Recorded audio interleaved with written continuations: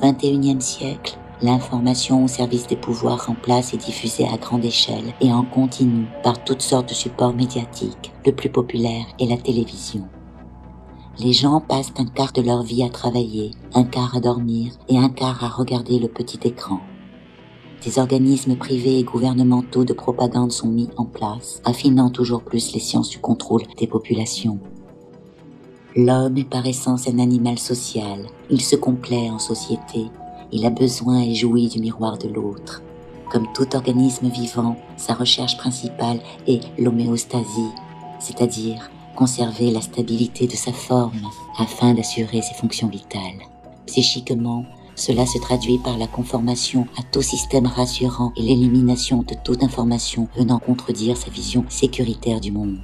Le phénomène sera amplifié par le jeu de réflexion de l'autre et la redondance des messages conformistes par l'intermédiaire des médias. Il est doué d'un esprit polymorphe schizoïde, c'est-à-dire de la capacité à projeter son esprit hautement mimétique et ainsi pouvoir assimiler, telle une éponge, l'information lui parvenant de son environnement. Enfin, ces motivations sont de l'ordre de l'inconscient, liées principalement au désir, au plaisir et à la sexualité. La télévision et les mondes virtuels fourniront un cadre parfait à ses besoins et aptitudes. L'espace télévisuel agit comme un miroir qui renvoie une image hypnotique que l'utilisateur consentira à prendre pour la réalité. Contrôlées par les oligarchies marchandes, ces technologies moduleront les mentalités des peuples, définissant pour eux leur conception du monde.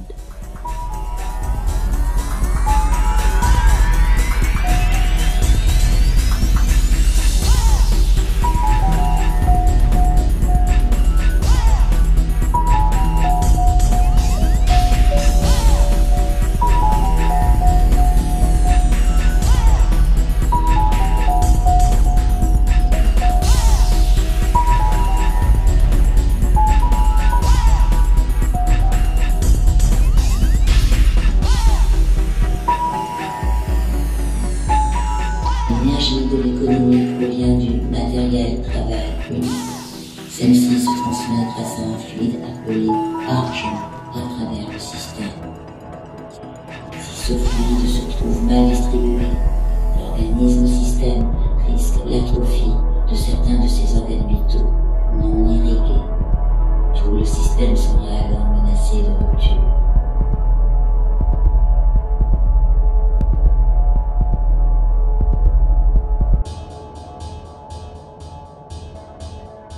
Le monde alors est régi par l'argent. L'argent est un système de valeurs d'échange. Il permet de transformer tout bien et activité en une valeur numéraire. Celui-ci est convertible, extensible et malléable. Il est le sang de l'économie mondiale. Il est le sang des peuples travailleurs et est contrôlé par les banques. Ces dernières, institutions privées, avaient le pouvoir absolu d'émettre la monnaie et de la prêter avec intérêt aux États. De plus, la valeur de cet argent était fiduciaire, c'est-à-dire dépendant de la confiance que l'on accordait à ces organismes.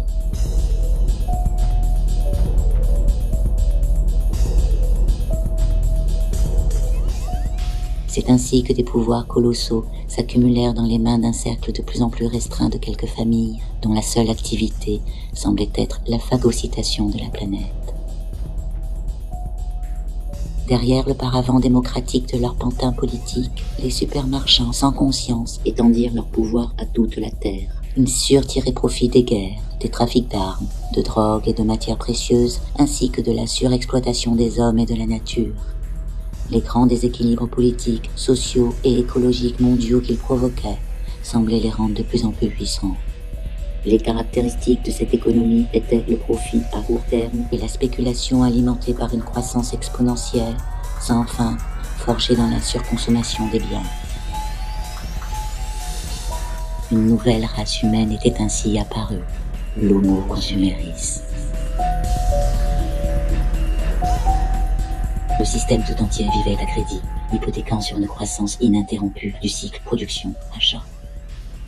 Ce mécanisme pernicieux allouait les banques à avancer toujours plus l'argent nécessaire à cette croissance, et donc à en récolter dans une spirale ascendante les usufruits par le remboursement des taux d'intérêt, le profit des ventes et la spéculation boursière. Pour alimenter ce cycle infernal, les gens devaient travailler plus pour acheter toujours plus, toutes sortes de produits à la durée de vie volontairement limitée, parfois parfaitement inutiles et de surcroît néfastes à leur santé et à l'équilibre écologique. C'est ainsi que les sociétés du monde s'enchaînèrent à un matérialisme effréné et péremptoire. L'évolution technologique permet de s'absoudre des contingences matérielles. Mais l'homme du XXIe siècle devint l'esclave d'un mécanisme méphistophélien afin d'assouvir des désirs égotistes et volatiles suscités par la propagande médiatique aux mains des sociétés multinationales.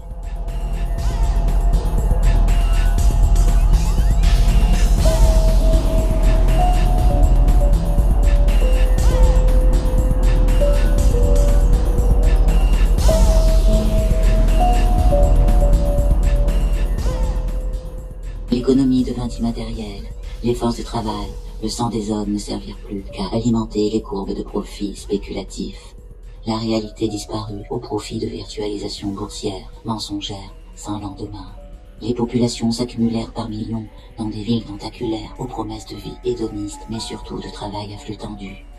Les citadins angoissèrent et développèrent toutes sortes de maladies mentales et de suicides en masse.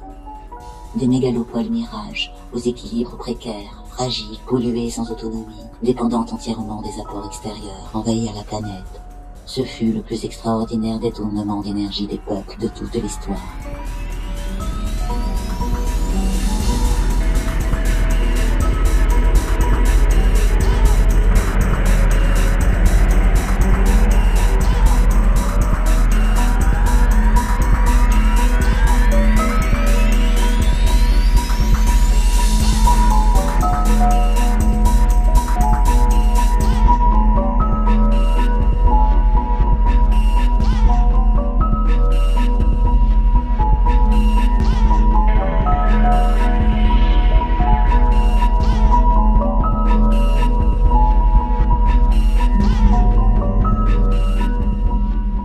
Tout système se doit d'évoluer afin de survivre. Considérons l'humanité système.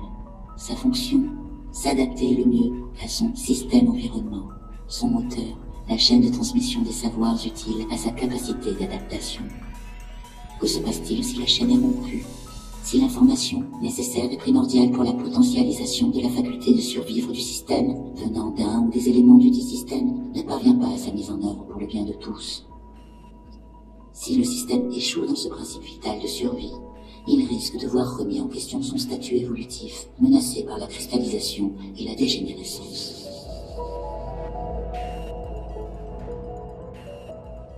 Le XXe siècle est donc dans ce cas de figure.